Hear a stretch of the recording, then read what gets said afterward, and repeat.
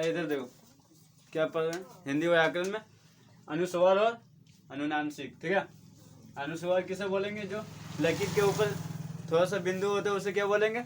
अनुस्वार। और चांद बिंदु होता है उसे अनुनासिक बोलेंगे। ठीक है, सबसे पहले अनुस्वार पढ़ते हैं। अनुस्वार क्या? सदैव स्वर रहित आधा वर्ण होता है। क्या होता है? आधा वर्ण होता है। किसका आधा वर्ण होता है? उआ, इया, मूर्धन्य, नौ, म, ये सब जो आधा है वो उसका हम क्या बोलते हैं? अनुस्वार बोलते हैं। क्या बोलते हैं? अनुस्वार। तो याद रखना, अनुस्वार जो होता है वो सदैव उसका जो स्वर होता है वो आधा वर्ण होता है। ठीक है, अनुस्वार की उच्चारण में अन जो ये बिंदु है उसकी ध्वनि कहाँ से निकलता है? मुख से निकलता है। ठीक है, कुल वर्ण कितने हैं? तो 5 है। कितने? 5 है। 5 कौन कौन? यहाँ देख लो। ठीक है, कुल कितने? 5 है। और ये कब से हम लोग लिख रहे हैं? तो 1935 से लिख रहे हैं। ठीक है, कोई दिक्कत? यहाँ तक अनुस्वार जो है वो आधा, मतलब जैसे उआ हो गया, इया हो गया, इसको जो आधा हम लोग लिखते हैं उसे क्या बोलते हैं? अनुस्वार बोलते हैं, है ना। और अनुस्वार का उपयोग कब से हम लोग कर रहे हैं? 1935 से कर रहे हैं। कोई दिक्कत? जैसे कि यहाँ देखो हिंदी, क्या है? हिंदी में आधा नो पड़ा हुआ है ना, तो ये लिखना ऐसे लिखेंगे तो क्या हो जाएगा? गलत हो जाएगा। इसी का क्या करेंगे? अनुस्वार करेंगे। क्या करेंगे? आधा नो जो है उसको बिंदी में बदल देंगे। ठीक है, और तो क्या हो गया? ये बिंदी में बदल दिए तो हिंदी। अब ये क्या है? सही है। ठीक है, कोई दिक्कत नहीं है। जैसे कि यहाँ लिखा पंडित, क्या लिखा? पंडित। तो इस तरह से पंडित लिखेंगे तो क्या हो जाएगा? गलत हो जाएगा। तो यहाँ क्या हो जाएगा? पंडित। हमेशा याद रखना, जैसे यहाँ ये मूर्धन्य है, मूर्धन्य का आधा नो है ना, उसका पीछे वाला देखना कि कौन सा संख्या में आता है। तो ये देखो टो, ठो, डो, ढो, मूर्धन्य। ये मूर्धन्य है, वो आधा है, और उसका जस्ट बगल में ये क्या है? डो। इसी में आता है ना, इसी में आ रहा ना, तभी ये क्या हो जाएगा? अनुसार में चेंज हो जाएगा। ठीक है, बिंदी में चेंज हो जाएगा। और ये बिंदी में चेंज होगा तो किस पे लगेगा? तो जस्ट जो आगे रहेगा, जैसे आधा नो है ना, उससे जस्ट आगे क्या है? पो है, तो पो पे ही लगेगा। जैसे पो, नो, फिर पंडित पढ़ते तो पो के बाद आ रहा है ना नो, तो पंडित।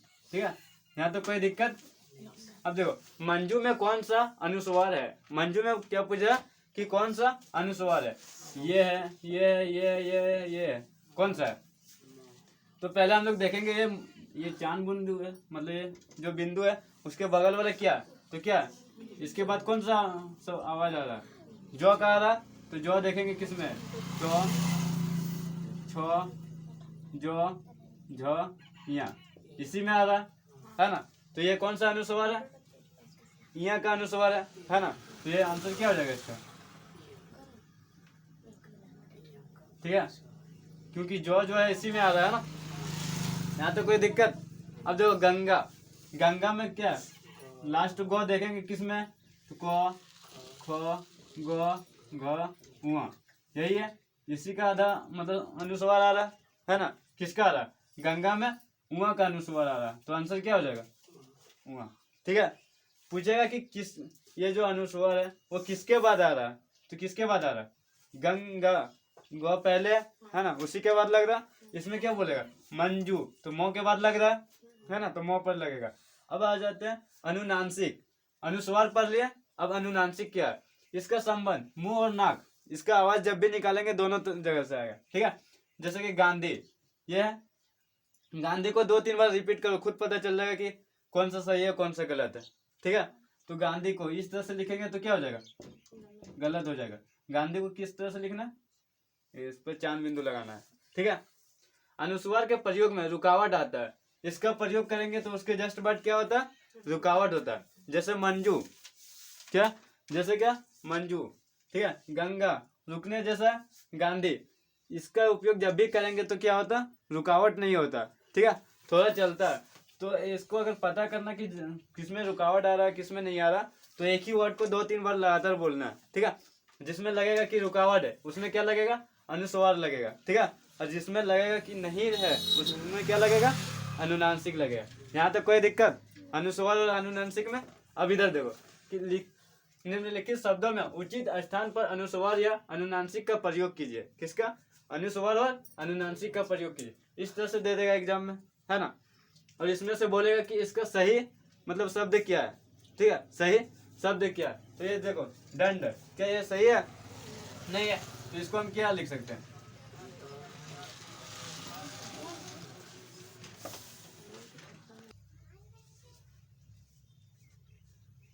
इधर देखो क्या दंड, ठीक है। तो इसको सही क्या हो जाएगा? ये मूर्धन्य जो है वो आधा है ना, हाँ मूर्धन्य जो है वो आधा है, और ये डॉ जो है उसी में आता है ना, डॉ डॉ डॉ डॉ मूर्धन्य, ये मूर्धन्य में ही डॉ आ रहा है ना। तो यानी कि इसके जस्ट बगल में क्या है? ये है। तो ये जो मूर्धन्य है वो किस में बदल जाएगा? बिंदु में। किस में बदल जाएगा? बिंदु में, यानी कि स्वर में बदल जाएगा, ठीक है। और हो जाएगा क्या? दंड हो जाएगा। क्या हो जाएगा?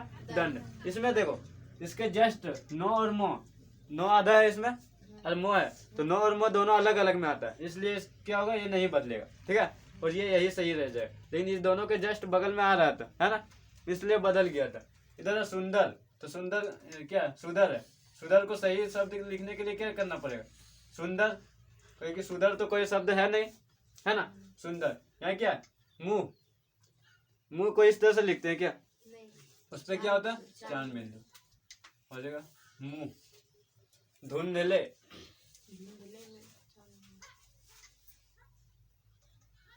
कोई दिक्कत है? संसर्ग, ठीक है। बांट, इसको क्या लिख देंगे? बांट, क्या हो जाएगा? बांट। अंधेरा, इस तरह से लिखा था क्या? अंधेरा, अंधेरा,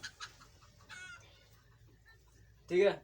गंगा, गंगा में गंगा इस तरह से लिखाएगा? नहीं लिखाएगा। इस तरह से लिखेंगे तो क्या हो जाएगा? गलत हो जाएगा। तो गंगा किस तरह से लिखा था? गंगा, ठीक है।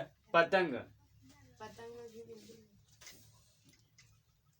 पतंग, क्योंकि ये जो आधा है उसके जस्ट क्या? गो है, और गो किस में आता है? ऊआ वाला में आता है ना, इसलिए क्या हो रहा है? पतंग। गांव, गांव अगर लिखना तो कैसे लिखेंगे? गांव के ऊपर बिंदु लगेगा या चांद बिंदु लगेगा? चांद बिंदु लिखिएगा, क्योंकि ये वो जो है इसके बगल में कुछ नहीं है, तो ये क्या हो जाएगा? गांव, ठीक है। आंखें, आंखें में भी चांद बिंदु है। वैसा शब्द जो रुकावट नहीं होता उसमें क्या लगेगा? अनुनासिक लगेगा, और जिसमें रुकावट होता है वो उसमें अनुस्वार लगेगा। कोई दिक्कत? तो ये सब बन जाएगा। ये देखो मंत्री, मंत्री कोई शब्द है क्या? तो वो क्या हो जाएगा? मंत्री, मंत्री क्या? एक शब्द है, ठीक है। नीलकंठ, नीलकंठ को सही लिखने के लिए नीलकंठ, कोई दिक्कत है?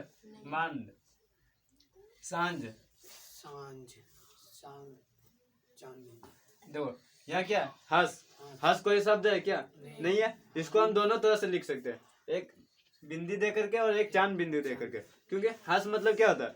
एक हो गया पंछी, और हंस मतलब हंसना, मतलब दोनों क्या सही है, ठीक है। इसी तरह अलकनंदा, अलकनंदा क्या? एक नदी है, इसको कैसे लिखेंगे? अलकनंदा, नौ में, ठीक है। यहाँ तक समझ में आ गया? बन जाएगा अब, चलो बनाओ। तो बन गया। ये बना लिया सर।